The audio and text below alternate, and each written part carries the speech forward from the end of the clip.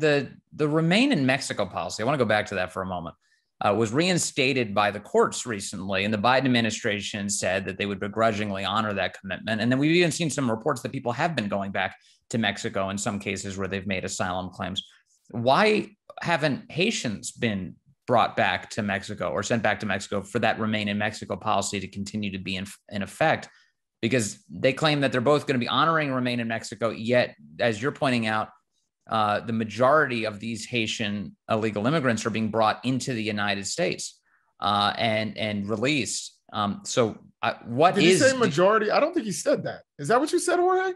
No, it is the majority, though. This is not, it's not a subject of debate. I mean, the individual men are being deported, but then family units, which comprise the majority of the Haitians who are crossing the border, are being released into the United States.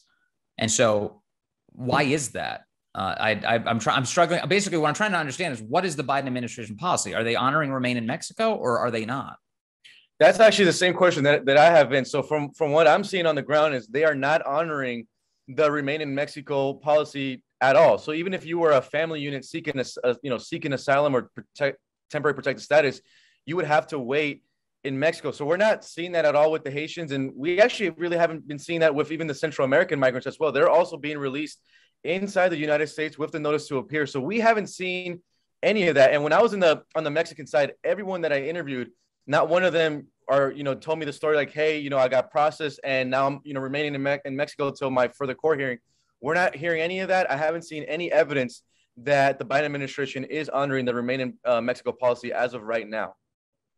I mean, it's amazing just to see these images. How many of the when you see these Haitian migrants, how many small children are among them? I've seen some of these pictures of very young babies. In fact, at one point, I don't know if these were Haitian migrants, but my memory serves. In the last week, there was an image of an abandoned infant in a car seat next to like her 3-year-old sister or something. Just awful.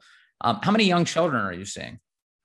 We don't have the exact number, but I would say, Vince, we're seeing thousands. I mean, when I was on, either on the Del Rio Bridge or Ciudad Acuna, I'm seeing so many young kids, and I'm seeing a lot of also, newborn babies. I mean, a lot of these babies that these mothers have are under 1 year old, and it's pretty drastic, especially for the Haitians living under the bridge, because these young children are also in those bad conditions. I mean, we're talking about over 100-degree weather, only eating one time of day, very limited resources.